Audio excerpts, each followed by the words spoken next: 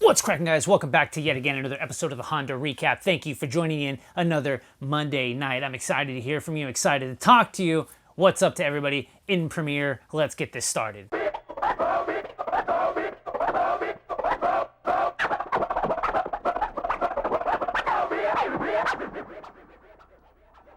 What's cracking, guys? Welcome back to another episode of the Honda Recap. Thank you all for joining me another Monday night here. If this is your first time watching, make sure you guys hit that subscribe button, hit that thumbs up and that bell so you're notified every Monday night, 6 p.m. West Coast time when this airs. Thank you all for joining me live right here in the Premiere. How are you all doing? Thanks for joining yet again another week. If you guys could do me the favor right now, take 3 seconds and hit that thumbs up button. It definitely helps boost the video, get the community growing, and I appreciate everybody who's doing it right now. I hope you're hitting the button, right? The thumbs up button. And actually, guys, do me a favor. If you guys don't like the video, make sure you guys hit the downvote button twice. That means you really didn't like it. Thanks.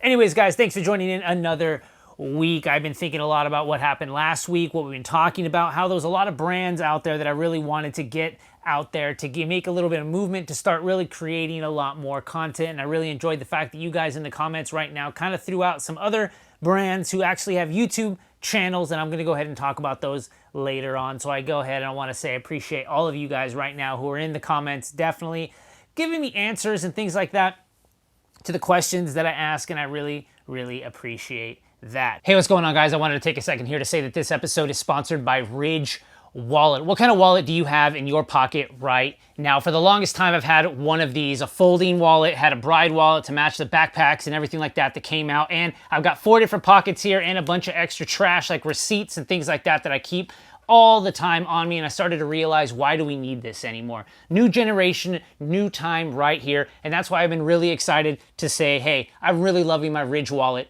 I gotta tell you guys right now, it comes in 30 different colors, from titanium to carbon fiber. This is a forged carbon fiber. Obviously, you guys know why I went with this, but they have white. They even have a tiki. They even have cell phone case wallets, if that's something you're interested in. The main reason I really love this is it holds up to 12 cards, and when I went through my wallet, I realized I had way more than 12 in my wallet that I never use. What's the main thing you use in your wallet right now? ATM card and ID, if you need to pull that out. But you know what I mean, guys? We don't need to carry that thing all the time. So we got the Ridge wallet here, the perfect front wallet carry. It's really nice. You just basically push right here, you pull the cards out, you put the cards right back in, and you're done. This version right here holds, like I said, 12 different cards. You can also get the version and the add-on so that you can have a money clip if you're the type of person that still wants to carry cash. But who carries cash anymore? This right here is all you need, holds all the cards that you need personally, and you can have a money clip, RFID protected, 30,000 5-star reviews. And I'm super excited that Ridge right here has a 10% off coupon and free shipping. Ridge.com/HondaVlogs. Head over there right now. They have awesome backpacks, super cool wallets, and cell phone case wallets if you are the type of person that wants everything together with your cell phone all right here.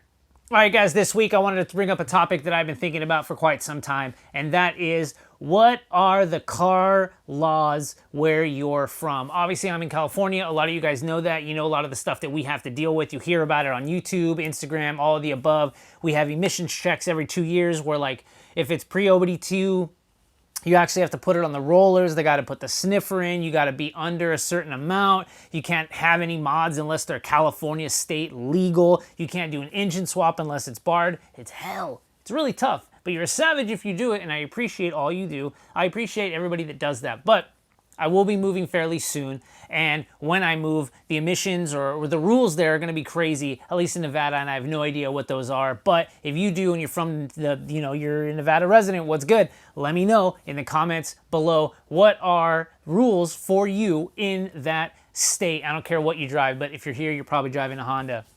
But with that said, I wanted to really get into this because I've been really curious if where you guys are from. Let me know in the comments right now 2 things. 1, where are you from? And 2, if you're into Hondas, what are the rules there in your state? Is it like anything goes? It seems like Florida, you can literally put like a Hellcat swap radio flyer wagon and DMV will just give you plates and reg, not a problem, right? Maybe not so loose, but pretty easy. Not gonna lie, that's basically how it is. But where are you from and what are the laws in your state? Can you swap the cars? Can you get parts fairly easily? What's the scene like in your state?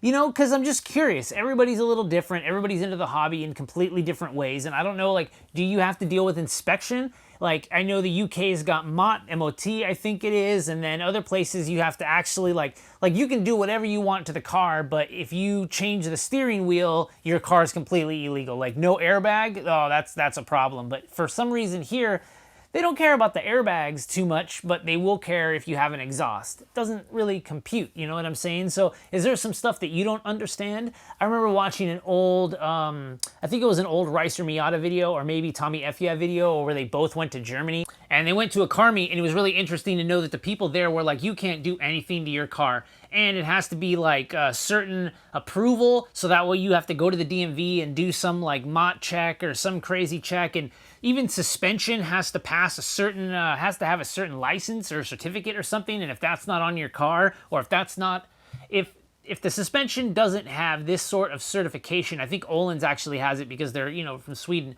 But like, in other countries, your suspension and parts have to have a certain licensing, kind of like California has an EO number, but then it'll allow it to actually be on city streets, and it'll actually allow the car to be legal on the roads. I don't know the ramifications of, like, maybe that car can't have that suspension, like if you put some Tains on your E30 somewhere in Germany, although if you had Tains on an E30 in Germany, they probably wouldn't like that because, you know what I'm saying? But what I'm saying is, I don't know what they would do to your car.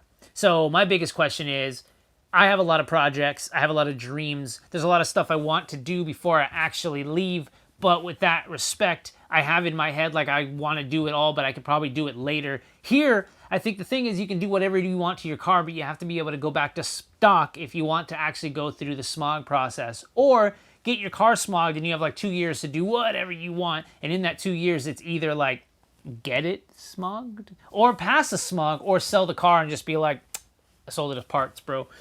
It's on you if you wanna figure that out. But I had my fun with it for the past 2 years. Carry on. You know what I'm saying? So, yeah, it's pretty interesting. I'm not gonna lie. California is really, really strict when it comes to emissions and modifying your vehicle, but it's not so bad. You know, being a resident and a lot of my car friends, we deal with it. You know what I mean? It's just the way it is. It makes you a little bit more hardcore, makes you plan your build, but it does make you appreciate OEM. OEM Plus becomes a really big thing because you're like, well, I just want to enjoy my car with my friends, and if I get pulled over, they'll just give me a ticket for whatever I was doing, you know what I mean? Like run a stop sign, speeding, whatever the hell it was, you know what I mean? But they're not going to get me for like motor swap, or I'm not going to have to go get a state ref because I'm like, bro, I'm as OEM as it gets. You know what I'm saying? So with that said, kind of makes things a little bit more fun. But like I said, guys, let me know in the comments below. Where are you from? If you're into Hondas, or if you're into whatever car you guys are into, let me know as well. But what are the emission rules there? What's registration like for your cars? Are the cops cool? Do they care about modified cars in your state, maybe your county, wherever you are? Let me know in the comments below. I kind of want to expand this to everybody because I'm really curious to see what people have to deal with in different parts of the country, and that stuff kind of intrigues me. So to kick this off, I'm going to talk about a channel. I've actually talked about this channel a long time ago, but I'll bring them up again, and that is S1 Built. If you guys aren't following this channel, absolutely do it. Making all-wheel drive kits, bolt, and you've seen them on a bunch of different channels. I think you've actually seen them on Goofy Built Shane. I know you've seen them on Dana's channel, that you've seen them on their channel, and I think they're also in Florida. So definitely check these guys out. They're definitely doing a lot of work out there, putting in the effort to make straight up rear trailing arms, everything you need to make your Honda all-wheel drive. And it's really cool because you see them traveling around, making content, showing you how they make their products, how they work, and actually putting them to the test. And you have to respect that. So definitely check this channel out.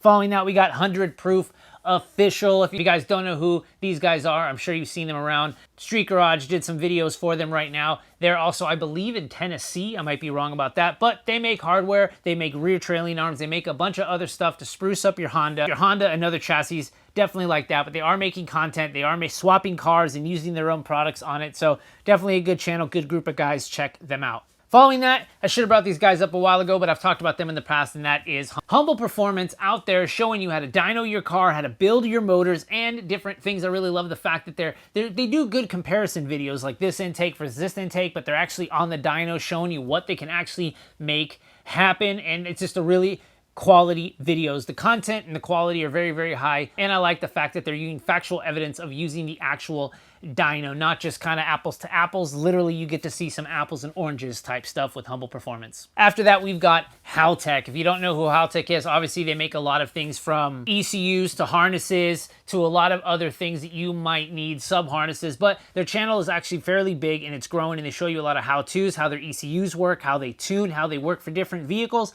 how to use their harnesses, some wiring instructions. They got a lot of content up on the channel that is very, very informational, not just about their products, but how to use them in proper application. So Haltech is a really good brand. They're kind of big. I believe they're actually located in Southern California. If I'm wrong about that, definitely let me know again in the comments below, but definitely check them out. Next up, we got Hush Performance.